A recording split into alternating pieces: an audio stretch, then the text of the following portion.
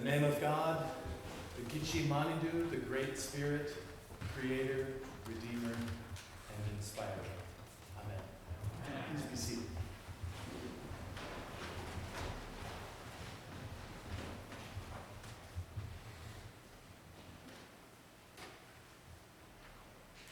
What inspired me most in reading the new biography of today's hero is that he too was an immigrant.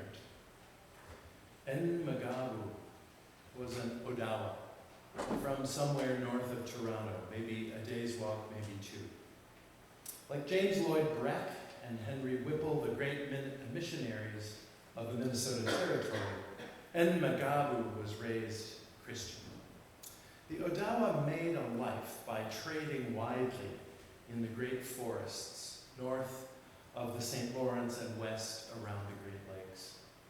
They lived in rectangular houses made of lumber or logs, not the rounded top wigwams or the cone-shaped teepees that we associate with those people. Enmegahbowh was a missionary, unlike Columbus, backed by violence or aided by infectious diseases. He was a lot more like Columba, the Irish saint who took Celtic Christianity to Scotland in the 500s. He was a man from the same continent who already spoke a language quite closely related in the Anishinaabe family, and who loved the story of Jesus maybe more than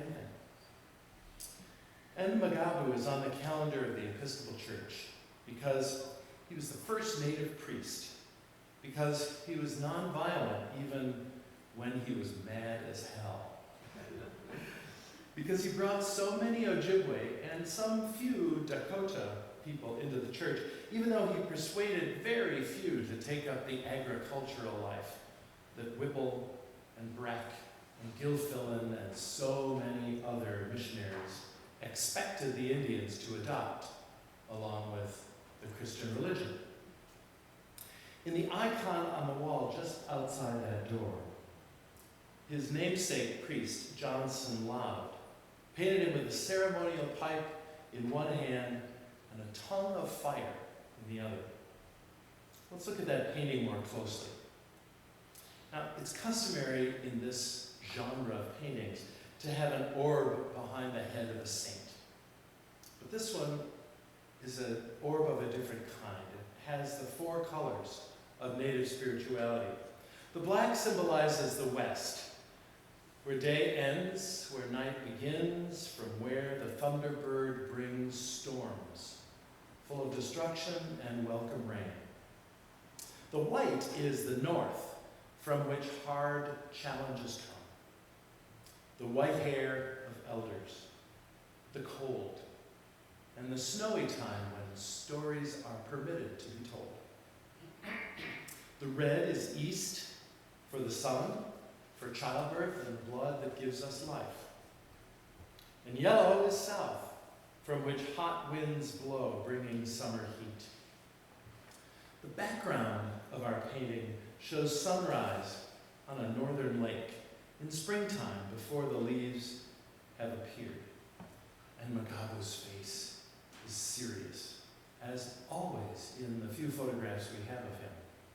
And he gazes a bit to his left, perhaps to the northwest, given where the rising sun is. Perhaps, I imagine, he's looking for that Uwaden wind, the one that blows that we Minnesotans love the most. Don't you love that northwest wind when the humidity's hardly there and the sky is so blue and it just feels like we live in the most beautiful place in the world? Fresh air, clear weather. In his right hand is a flame, which reminds me of the tongues of fire, symbolizing the confidence and energy that the first Christians felt when they were filled with God's energy. And the left hand cradles a carved pipestone for smoking kinnick, native tobacco, without all the nasty additives of commercial tobacco. Our hero wears Western-style vestments with native flowers embroidered on his stole. His hair is cut short, where Ojibwe who follow, oh, Chad, that's so nice. You guys, we have new lights, we got a screen.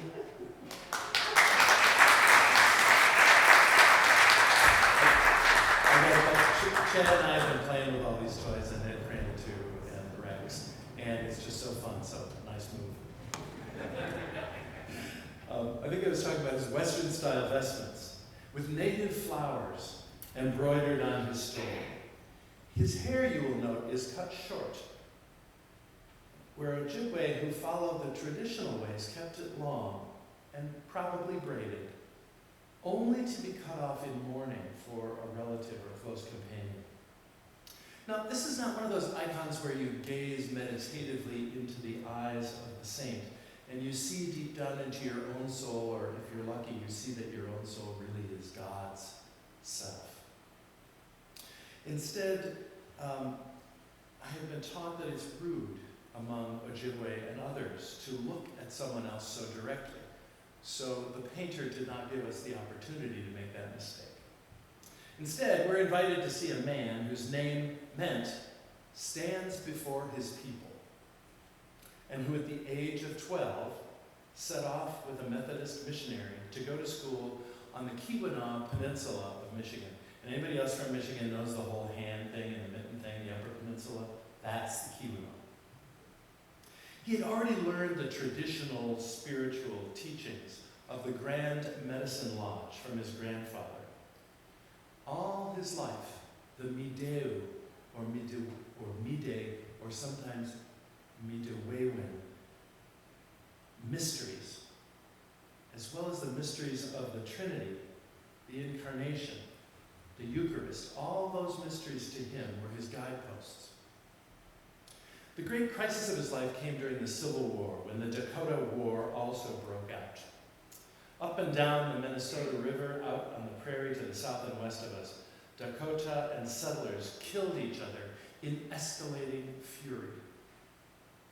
Further north, where Enmegahbowh was leading a church at White Earth, a relative of his wife, whose name was Biwabiko Geshik Egwe, gathered Ojibwe fighters from all over the North Woods to attack the white settlement at Fort Ripley. Enmegahbowh stoutly opposed that move. His wife's relatives told him to stay in his house or they would kill him. Enmegahbowh refused to take up a weapon. He was a pastor after all, but that did not stop his wife, who was quite a good shot with a rifle, and she took that up and stayed in the doorway in case anyone tried anything. And during the night, the family slipped away, canoed down the Mississippi to Fort Ripley, about 11 miles away, and warned the whites.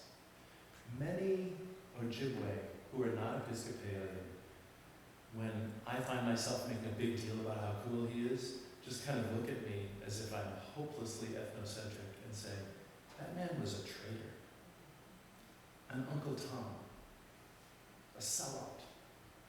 I don't think so. First of all, nobody needed an Ojibwe war. Starting an Ojibwe war was a really bad idea, and it would end badly, as the Dakota War did. It was ruinous for those people, and just about all Dakota were ethnically cleansed after that war and exiled far to the west. Second of all, to Enmegahbowh, the whites were his brothers, as much as anyone else. Although many of them wished the native people would hurry up and die or move away, because there was lumber in those forests, and they wanted it. But his dear friends, Whipple and Breck, had walked and paddled and camped and cooked over a fire with him over thousands of miles, and their medicine, the Christian way of life, love of neighbor, love of God, love of self, their neighborly medicine was his medicine too.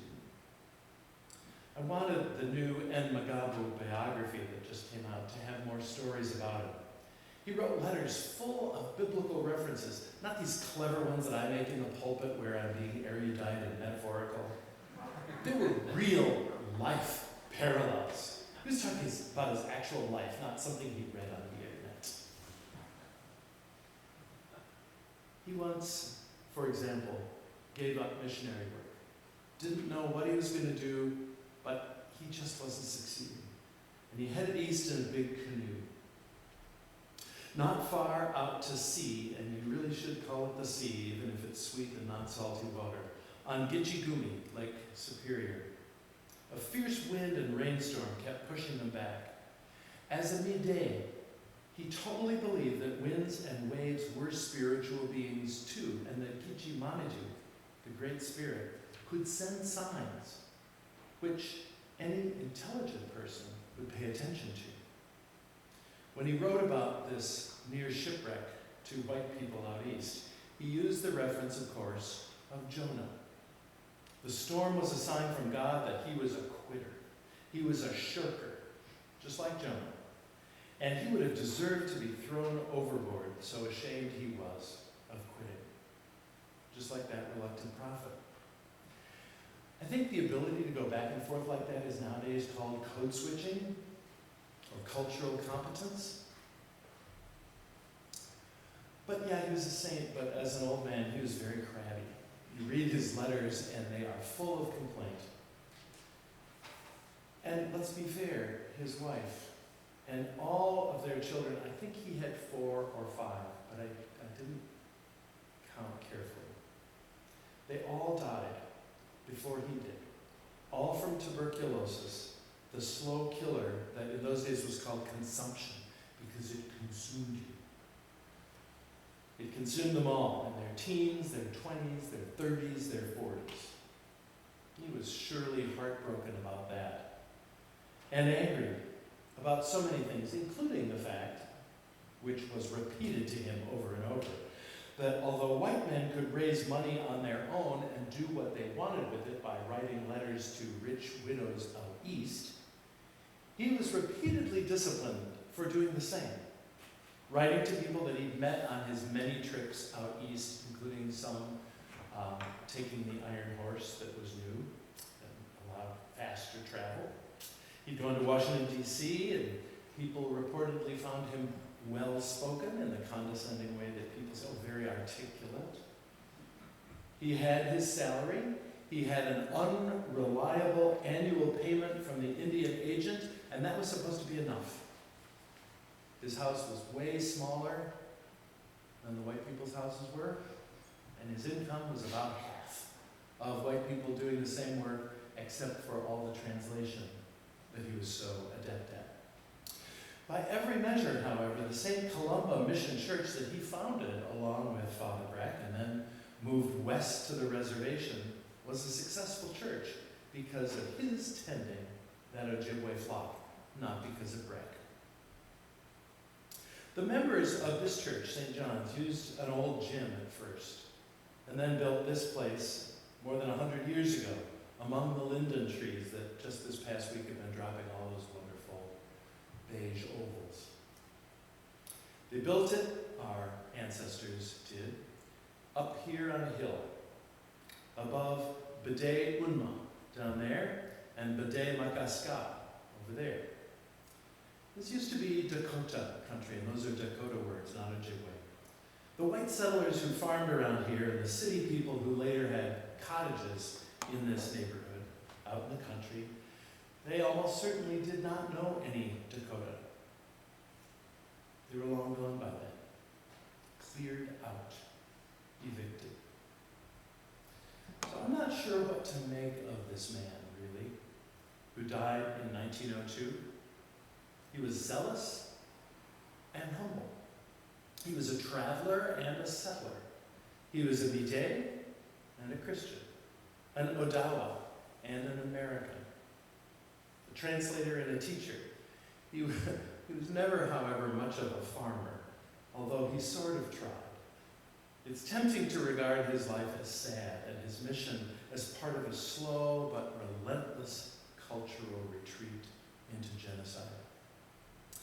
But as my Indian friends remind us, we're still here. The revival of the Ojibwe language may yet succeed, thanks to a bunch of people in their 20s and 30s who are not going to let it die with the gray-haired people of my generation. So I'm pretty sure that our hero would be very happy that that language persists. And the work of young Indian lawyers nowadays to repurchase land on White Earth Reservation that really ought to have belonged to Indians all along. And if you want to know a little story about that, it's too complicated, but I'll tell you if you ask me. The land, all of that, it should have been a big old rectangle. It would have delighted him to see that the rectangle is perhaps coming back. He would also like the idea of youth groups of Episcopalians from the Twin Cities tending Ojibwe graves, including his, around St. Columba's Mission's historic building.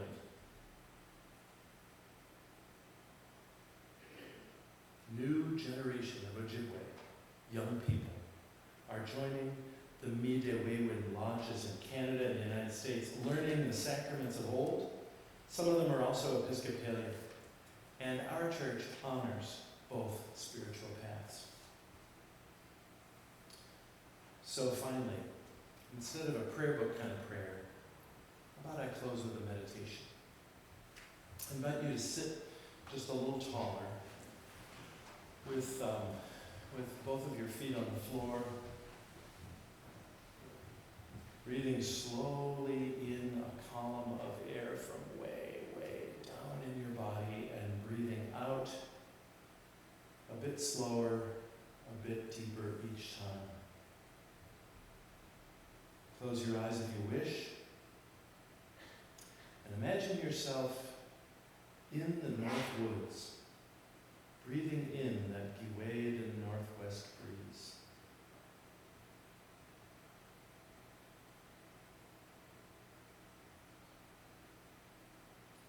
The tree spirits and the bird spirits call out.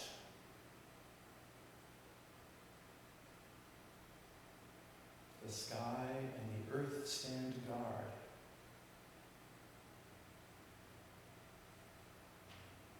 And in your two hands, whatever your version of a flame or a pipe appear.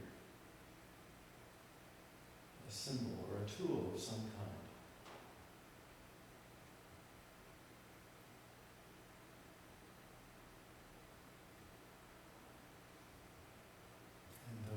Be prepared to simply enjoy the silence. Imagine that you actually do hear a voice.